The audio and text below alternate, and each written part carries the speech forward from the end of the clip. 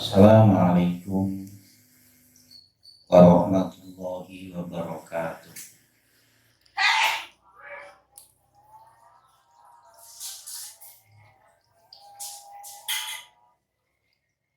Bismillahirrahmanirrahim. Inja'al haq wa zahaqal batil innal batila kana zahuqa. Rabbi shrah li sadri wa yassir li amri wahlul 'uqdatam min lisani yafqahu qawli. Allahumma shalli wa sallim wa barik ala sayyidina Muhammad wa ala alihi wa ashabihi ajma'in. Amma ba'du fala haula wala quwwata illa billahil aliyyil azim. Para jamaah yang saya muliakan, untuk bab selanjutnya setelah menerangkan 2 kali tentang korban, ibadah korban, pada pagi hari ini kita sampai pada bab akikoh. Bismillahirrahmanirrahim. Faslun fi ahkamil akikoh. Bab menerangkan tentang akikoh. Akikoh itu apa? Wa ya lughatan ismun li syari ala rasil mauludi wa syar'an ma sayadhkurul musannif bi qawlihi. Akikoh, ibadah akikoh secara lughat atau bahasa, yaitu nama untuk rambut yang dipotong dari anak yang baru dilahirkan pada umur ke-7 hari. Dasarnya adalah hadis Nabi, al-gulamu murtahanun. Ada yang membaca murtahinun. Di aqiqatihi hatta tubaha anhu yaumas sabi'i wa yukhlaqu ra'suhu wa yusamma. Yang artinya anak laki-laki yang baru dilahirkan ini tergadaikan. Nanti tergadaikan itu maknanya apa? Kita artikan dulu hadisnya. Tergadaikan dengan akikohnya, sehingga akikoh itu disembelih. Hewan akikoh itu disembelih pada hari ke-7 kelahirannya. Kemudian rambutnya dicukur pada hari yang ke-7 dan diberi nama yang baik. Nah, arti daripada murtahinun atau murtahanun di aqiqatihi annahu layanunu wa mislihi hatta yu'aqqa anhu. Wa qila maknahu annahu la yashfa'u fi walidayhi yaumal qiyamah kama dhaba ilahil Imam Ahmad. Jadi yang dimaksud dengan murtahinun bi aqiqatihi, anak ini kalau tidak diaqiqahi padahal orang tuanya itu mampu, dia itu tumbuhnya itu tidak seperti tumbuhnya anak yang lain, tidak seperti biasa. Kadang-kadang sakit-sakitan, kadang-kadang dalam perjalanan hidup itu banyak cobaan. Istilahnya tidak, kalau orang Jawa ini ora umumi, ora lumrahi. Ya di antaranya kadang-kadang itu belum diakikoi. Makanya di sini akikoh itu hukumnya adalah sunnah muakkad. Kalau menurut Imam Ibnu Ahmad bin Hambal, kalau anak ini belum diakikoi, anak ini besok di hari kiamat tidak bisa mensyafaati, menolong orang tuanya. Kalau anaknya ini adalah anak yang soleh, sesuai hadis Nabi,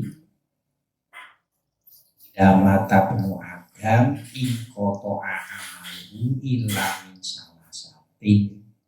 Di antaranya adalah waladin sholihin yad'ulah. Jadi anak ini menjadi pahala orang tua kalau anak ini statusnya adalah soleh. Dan tentu soleh di sini adalah yang sudah diakikoi oleh orang tuanya, dengan syarat tentu orang tuanya adalah mampu. Nah, kita kembali kepada akikoh. Wal akikotu alal mauludi mustahabun. Wa ya adzabihatu anil mauludi yaumas sabihi ayyaumas sabihi wiladatihi. Hukumnya akikoh. Akikoh itu adalah hewan yang disembelih untuk anak yang baru dilahirkan pada hari yang ketujuh, itu sunahnya. Kalau misalkan belum ada hari yang ketujuh ya enggak masalah, tetap hukumnya sunah.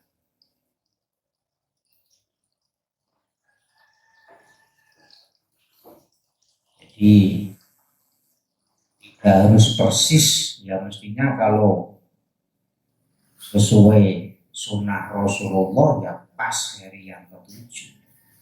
Tapi misalkan ingin cepat-cepat, misalkan hari yang kelima atau yang keenam, itu sudah sunahannya itu juga sudah. Atau yang penting belum dewasa, karena orang tua itu belum mampu ketika baru lahir sampai hari ketujuh itu belum lahir, belum mampu. Kalau sekarang itu budayanya itu malah hari yang ke-35 hari, yaitu mungkin yang penting itu bukan di dua-dua, yang penting itu hari yang ke-35 atau selapa itu karena mampunya beli kambing itu pada hari ke itu ya enggak masalah. Yang penting sebelum balik ini orang tua tetap sunnah muakkad untuk melakukan akikoh terhadap anak yang baru dilahirkan. Walau matal mauludi qabla sabiri, sekalipun toh misalkan lahir di dunia ini hanya 1 jam atau 1 hari, itu tetap sunnah diakikoi dan sunnah diberi nama, agar besok di hari akhirat ini anak menjadi zakhiratan, menjadi simpenan di surga bagi kedua orang tuanya. Wala tafutu bitakhiri badahu fa in ta'akharat lil buluhi saqata hukmuha fi haqqil aqi. Kalau toh memang akikoh ini orang tua belum mampu sehingga mundur 1 tahun, mundur 2 tahun, mundur 3 tahun, mundur 4 tahun, 5 tahun, tidak masalah, tetap hukumnya ini sunnah. Nah, kecuali kalau mampunya ini anak sudah dewasa, anak sudah balik, orang tua baru mampu. Ini sebenarnya hukum orang tua ini tidak wajib atau tidak sunnah mangkat untuk mengakikoi, tapi tetap disunahkan mengakikoi.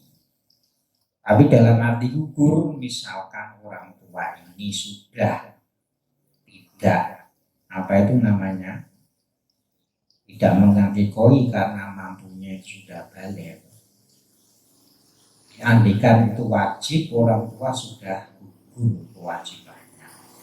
Nah, kemudian kalau misalkan anaknya itu mengambil alih, dulu saya belum pernah diakikoi oleh orang tua, apakah saya boleh mengakikoi diri saya sendiri? Itu boleh, dan itu hukumnya tetap sunnah. Wa amma huwa famukhayyarun fil aqli an nafsihi. Jadi kalau sekarang anak ini sudah dewasa, orang tua sudah tidak melakukan akikah lagi, ya mungkin karena tidak mampu, maka bagi anak ini disuruh memilih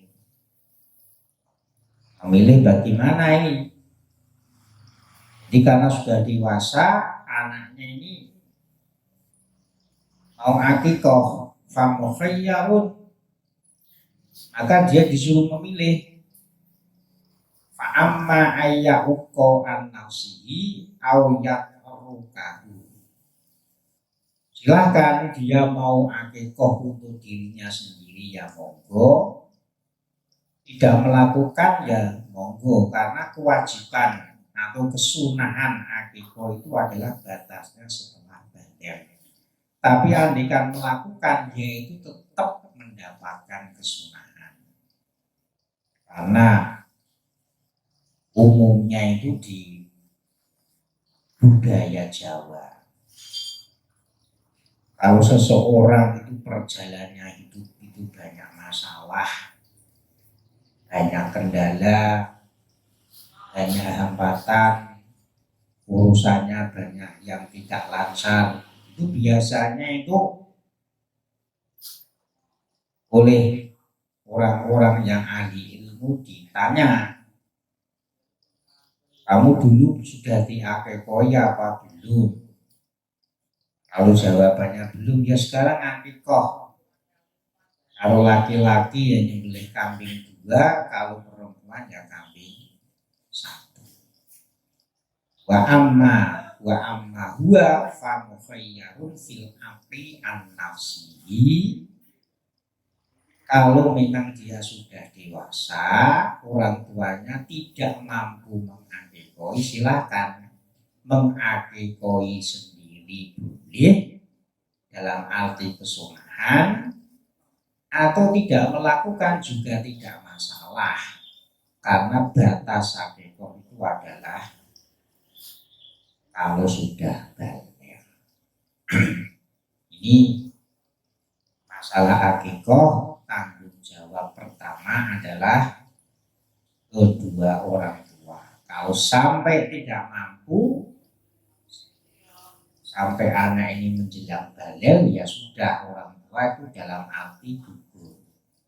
Kemudian untuk anak sendiri, kalau dia mampu dipersilakan untuk melakukan atau tidak melakukan, tapi pada dasarnya tetap disunahkan. Wa yudbahu anil gulami syatani wa yudbahu anil jariyati syatun. Nah, Kalau anak yang baru dilahirkan ini adalah anaknya ini anak laki-laki, maka yang disembelih adalah kambing dua. Ini persis hukumnya seperti dalam hewan-hewan ibadah kurban. Kalau kambing kacang itu umurnya harus 2 tahun. Kalau kambing Jawa atau kambing kibas minimal umur 1 tahun. Dan harus sehat, tidak boleh cacat. Karena ini ada sebagai tafaul, sebagai doa perantara agar anak yang baru dilahirkan ini benar-benar sehat, sempurna, bagas, waras. Kalau laki-laki 2, kalau perempuan 1. Nah, sekarang permasalahannya, kalau dilahirkan dalam keadaan banci itu antara laki-laki apa perempuan. Qala ba'duhum wa ammal khunsa fayahtamilu ilhaquhu bil lami au bil jariyati kalau banat bukuratuhu ummiro bitadaruk wa ta'addatul aqiqatu bita'addudil auladi. Nah, kalau dilahirkan dalam keadaan banci itu antara laki-laki dan perempuan. Jadi dilihat permasalahannya. Kalau memang kelihatan kelaminnya itu laki-laki, istilahnya itu banyak, munculnya itu laki-laki, maka yang berarti dia akikohnya 2 kambing. Tapi kalau lahirannya itu munculnya kelebihannya itu wanita, ya maka yang diserupakan adalah wanita, berarti akikohnya 1 kambing. Dan akikoh itu harus dimengerti dalam satu keluarga. Misalkan tuh anak yang dilahirkan itu adalah 2, ya maka melaksanakan akikoh 2 kali. Kalau anak yang dilahirkan itu 3, ya 3 kali. Kalau 4, ya 4 kali. Kalau 5, ya 5 kali. Kalau 6, ya 6 kali, seterusnya. Jadi ta'adud, lihat anak yang dilahirkan itu berapa, berarti ya melaksanakan akikoh berapa. Kalau 7 kali ya 7 kali, kalau 3 kali ya 3 kali. Jadi bukan seperti apa itu namanya, kalau ibadah udhiyah, ibadah kurban itu kan setiap tahun tiap Idul Adha. Dan itu dalam satu keluarga, 1 orang itu sudah menggugurkan fardu kifayahnya 1 keluarga, dan itu syaratnya itu harus mampu. Tapi kalau akikoh pokoknya itu setelah kelahiran, dalam 1 umur itu satu kali. Wayun imul aku minal akikoh al fuqara wal masakin. Orang yang berakikoh itu memberikan masakan akikoh dalam keadaan matang, sudah berupa masakan. Sunahnya itu harus dimasak, dan sunahnya itu diantar, bukan diundang seperti budaya kita. Itu sunahnya, kembali lagi sunahnya. Beda kalau kurban itu diberikan dalam keadaan mentah. Karena apa? Karena biar orang yang diberi daging kurban kurban itu bisa memanfaatkan, mau dimasak ya monggo, mau dijual monggo. Itu karena sudah dimiliki oleh orang yang berhak menerima. Tapi kalau akikoh, ini sunnahnya itu dagingnya itu dimasak agak manis, kemudian diberikan kepada fuqara masakin. Fayat bahuha bihuluwin wa yuhdi minha lil fuqara wal masakin. Diberikan kepada fakir miskin. Ya, sekarang kalau kita tetangga-tetangga, ya tetangga itu mayoritas kan orang miskin. Karena standarnya itu adalah standar umum, tidak ada yang lebih. Ini bedanya akikoh sama kurban. Kalau kurban sunnahnya atau bahkan wajibnya itu adalah mentah, tapi kalau akikoh sunnahnya adalah dimasak. Walayat tahiduha dakwatan walayak suhu almaha. Memang baiknya itu ketika akikoh dimasak, diberikan, dikasihkan tetangga fakir miskin, mereka tidak diundang. Tapi karena menjadi budaya, ya sudah, tidak mengurangi kesunahan daripada akikoh itu sendiri. Yang penting itu dimasak. Dan kalau bisa sunahnya lagi, tulang-tulang hewan akikoh, hewan kambing ini jangan dipotong-potong, jangan dipecah-pecah. Di ketepatan kaki belakang, kaki depan, ini ros-rosnya tulang itu diikat saja, jangan dipotong-potong, jangan dipecah-pecah. Begitu juga kalau bisa punggungnya, apa itu namanya, yang dada itu namanya iga-iganya itu kalau bisa jangan dipotong-potong. Kalau bisa itu diambil dagingnya saja, sesetin dagingnya saja. Hanya itu menjadi tulangnya saja, pongkrongnya saja itu nanti diikat, dimasak di wajan atau kuali yang besar. Ini memang tafaulnya, harapannya itu adalah agar si anak itu tidak mudah,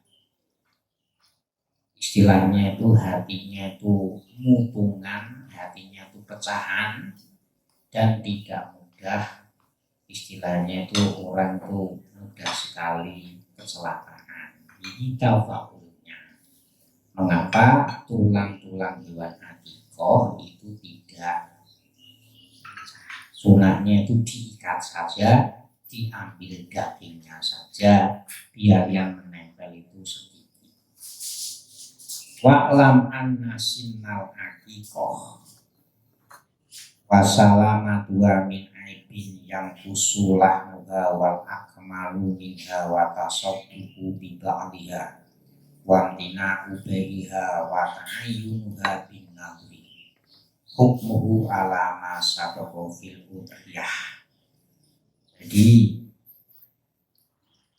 hukum-hukum hewan ternak, baik umurnya, keselamatannya, kesempurnaannya, itu persis seperti hukum di dalam kurban ataupun udhiyah. Dalam arti ketika akikohnya itu adalah akikoh sunnah, bukan nadar, ya, bukan nadar, maka sunnah disodakoh semua, dan sebagiannya itu keluarga itu boleh menikmati dagingnya, dan juga tidak boleh dijual. dijual, baik itu tulangnya, kepalanya, ataupun kulitnya.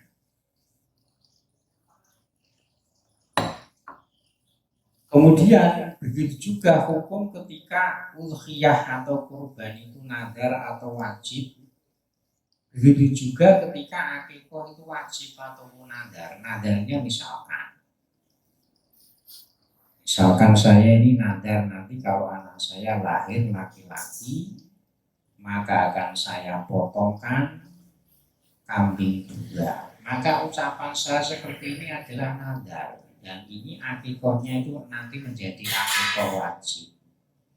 Maka keluarga saya, istri, ini tidak boleh menikmati daging akikoh tersebut. Karena akikoh tersebut itu menjadi hukumnya adalah wajib. Sekali lagi, umur kesehatan hewan yang diakikohkan itu seperti umur hewan dalam ibadah korban. Kalau kambing kacang umurnya minimal 2 tahun, kalau kambing Jawa atau kibas umurnya minimal 1 tahun, kalau sapi ini biasanya jarang. Kalau orang akikoh itu pakai sapi, apakah nggak boleh? Boleh. Itu umurnya minimal 2 tahun, kalau kita umurnya minimal 5 tahun. Dan itu semuanya itu harus sehat. Matanya tidak boleh buta, kakinya tidak boleh pincang, tanduknya tidak boleh luka, ekornya tidak boleh ada yang terpotong, telikanya ya juga harus ada.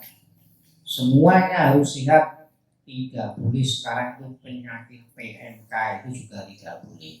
Atau kurus sekali nggak ada dagingnya, ini juga tidak boleh. Semuanya harus sehat. Karena sebagai tafa'ul doa untuk si jaban bayi yang dilahirkan. Wa yusannu ayu adzana fi udunil mauludil yumna hina yuladu wa ayu handikal mauluda bitamrin fayabnahu wa yudliku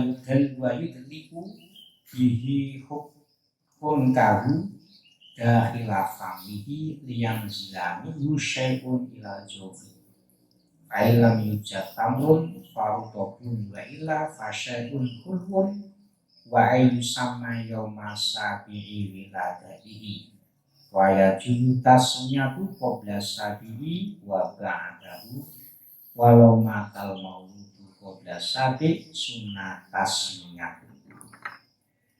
Kemudian bagi anak yang baru dilahirkan itu sunnah telinga yang sebelah kanan itu diadani, kemudian telinga sebelah kiri itu dikomati. Ini sarahnya ada. Walau min imro'atin au kafirin. Jadi misalkan ini istri saya melahirkan, saya tiba-tiba berhalangan tidak bisa menunggu. Ini yang adzan itu istri saya boleh. Au kafirin atau orang kafir yang adzan itu juga boleh, tetap disunahkan. Misalkan tidak ada orang itu Hindu atau orang itu Kristen, tapi setiap hari mendengar adzan dia hafal adzan. Istri saya minta tolong kepada orang Kristen tersebut agar supaya mengadani telinga anak saya yang sebelah kanan, itu boleh. Jadi di sini jelas walau min imro'atin au kafirin. Ai wa yuqima fil yusra. Jadi azan telinga sebelah kanan, kemudian dikomati telinga sebelah iri. Tujuannya itu apa?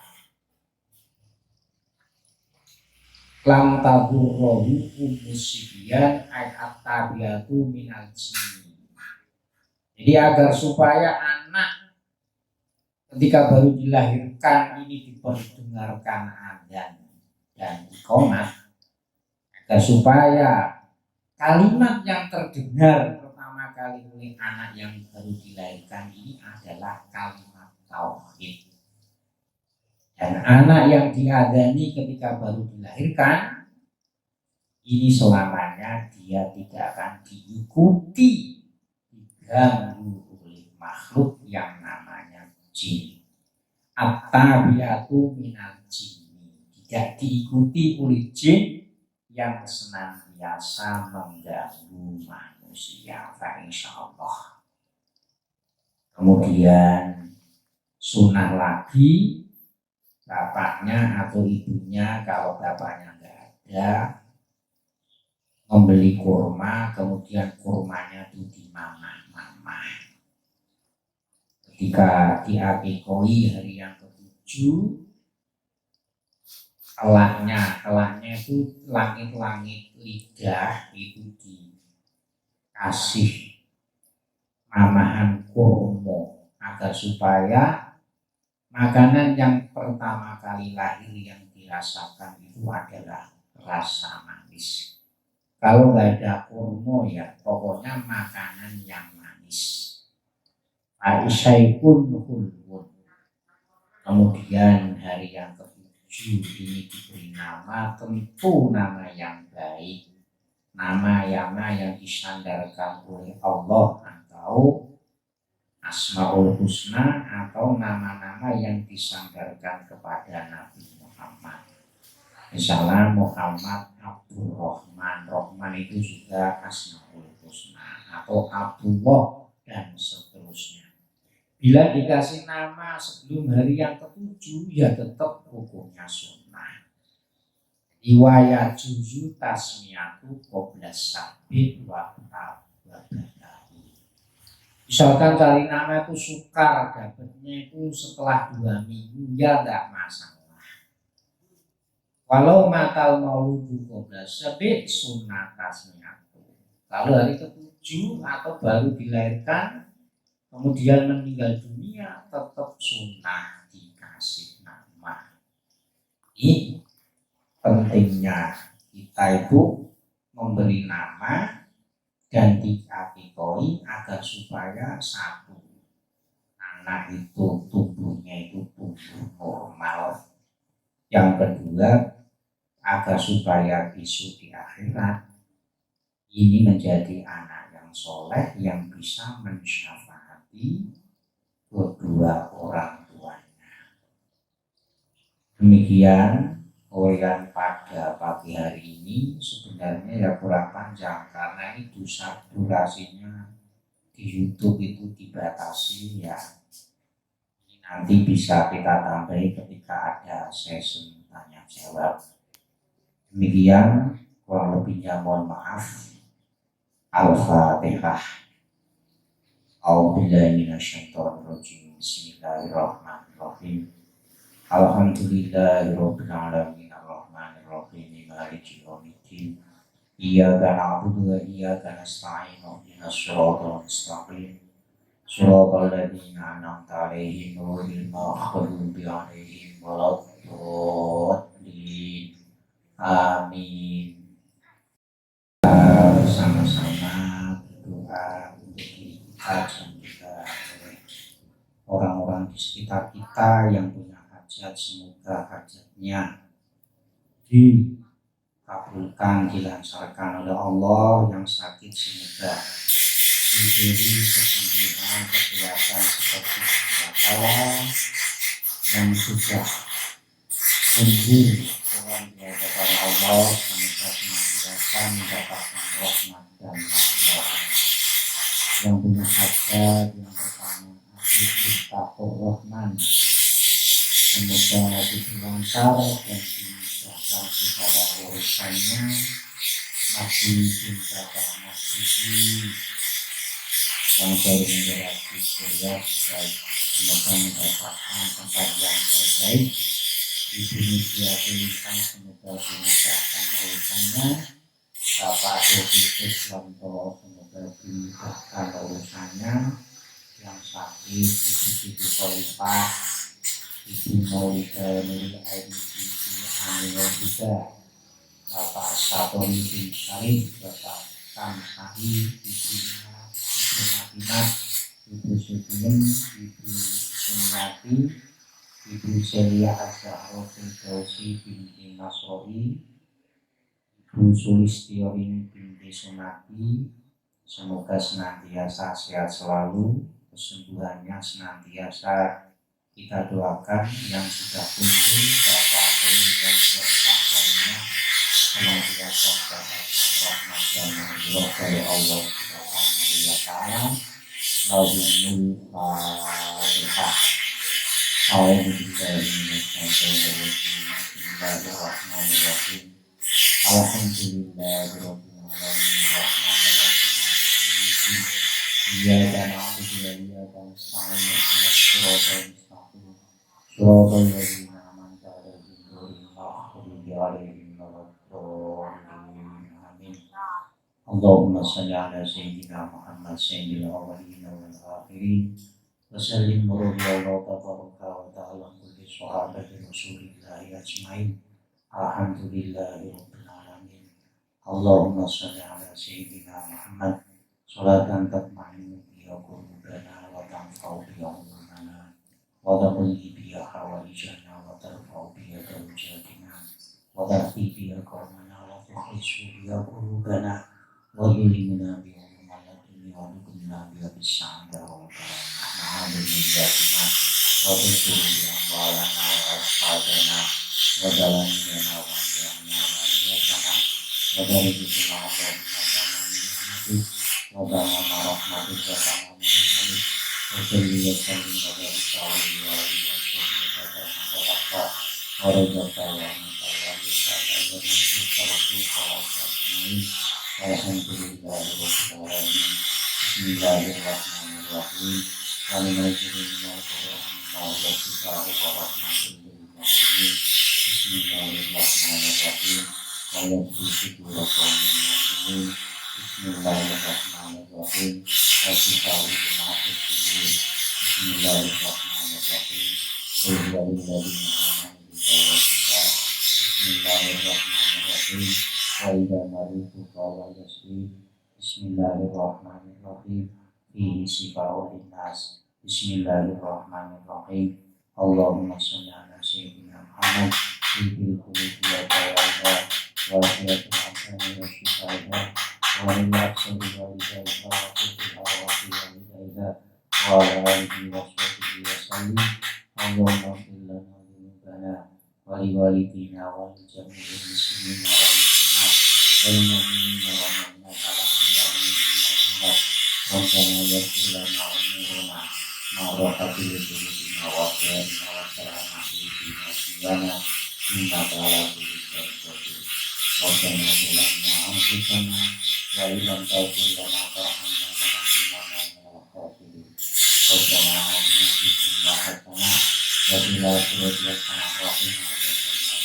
Sallallahu ala sayyidina Muhammadin wa alihi wa sahbihi wa sallam. Alhamdulillahi rabbil alamin. Bismillahirrahmanirrahim.